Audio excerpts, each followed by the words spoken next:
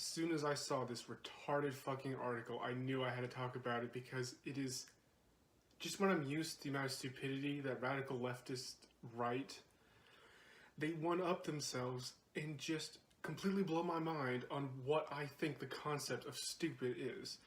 The reason why this particular article pissed me off so much is because they are trying to act like they're sincere, like they're empathetic, like they care about these issues, when just trying to manipulate people.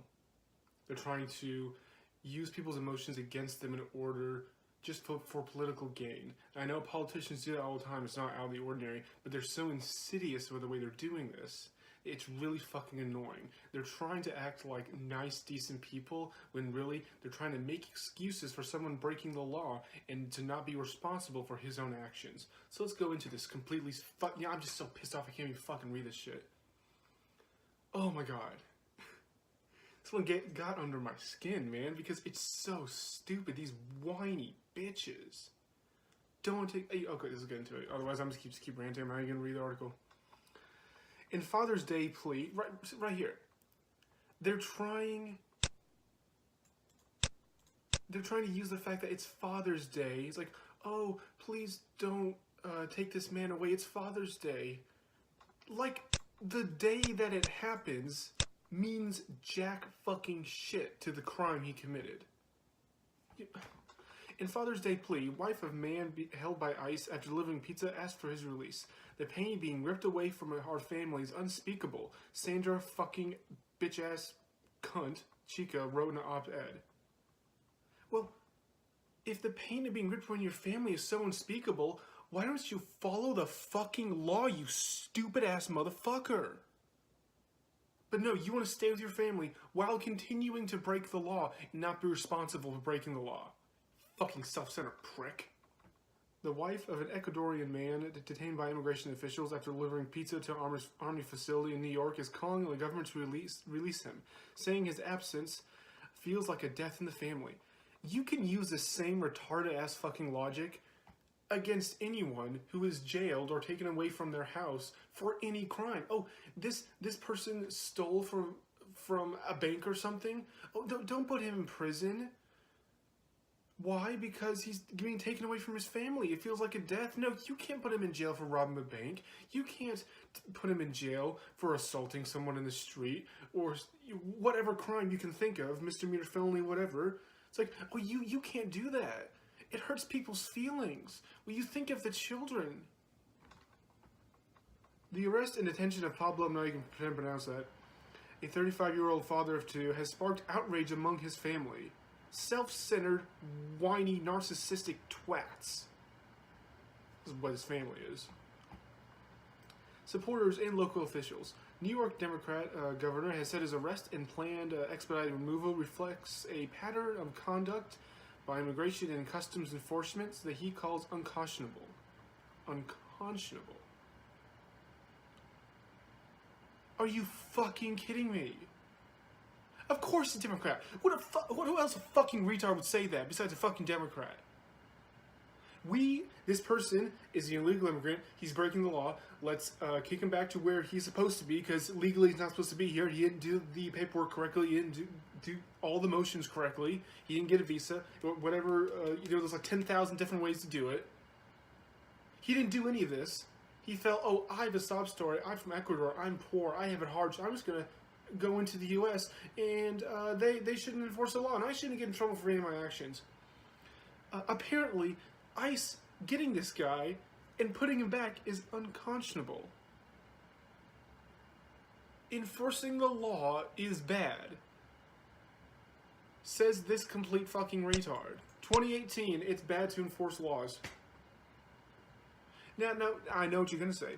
You're gonna say, Robert, you rail on U.S. laws all the time against like war on drugs, against marijuana, against other drugs, whatever. It's not that you can't be against the law any time ever. That's not what I'm saying. There's plenty of laws that are unconstitutional, that infringe on people's rights, that are immoral, that the governing body that makes them has no authority to make those laws. Perfectly reasonable to be against those laws. This is not such a fucking situation. You have the right to smoke marijuana. You have the right to do whatever drug you want because you're an adult as long as it's consenting. You can do whatever the fuck you want. That's why I have a problem with marijuana laws and the war on drugs in general, making all these drugs illegal. You do not have the right to skip not only Ecuadorian law, international law, U.S. law, because he broke all three of those by illegally immigrating to the U.S. You don't have the right to do all that, to come to this country illegally and then be a drain on the social services, be a drain on the economy, a drain on all these different factors of society, drain on resources, and then expect to be exempt from the law because of where you came from or whatever fucking sob story you come up with. That is not a right. That is not a right that anyone has. Not a Hispanic, not a white person, not a black person. No one has that right to be such an entitled prick. You want to come to this country, you do the correct paperwork. If I want to go to Britain, I fill out the visa correctly. If I want to immigrate somewhere, I do all the work, and yeah, it's a fuck ton of work, which is why I don't do it. But if you want to, those are the fucking rules. Every country on the face of the planet has borders and immigration laws. So according to this fucking idiot, every single country on the face of the planet has unconscionable laws. The fuck? These people are lunatics. That's why I can't fucking take these people seriously. Today is Father's Day, and this is the first time my two little girls, when someone think of their children, I told you they would say that. This is the first time my two little girls will spend it without their father, Pablo, blah, blah, blah. They made handwritten cards and drawings telling them how much they love him, but sadly they won't be able to give it to him. Blah, blah, blah's wife, Sandra Cunt, who is a U.S. citizen, and that doesn't matter. Just because you're a U.S. citizen suddenly means that your husband, who's not a U.S. citizen and is here illegally, that doesn't mean he's exempt from shit. Why the fuck would they put that in this article? Wrote an op-ed for the New York Daily News, published online Saturday evening.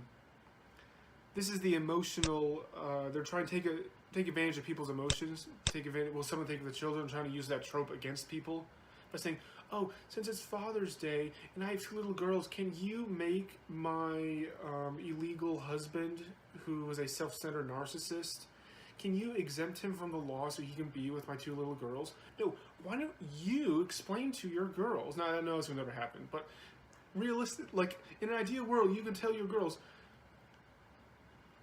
oh my God.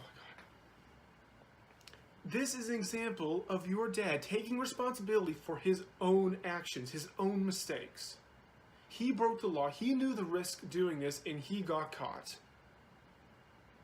This is the consequence of your actions. So this is an example of why you shouldn't do this in the future.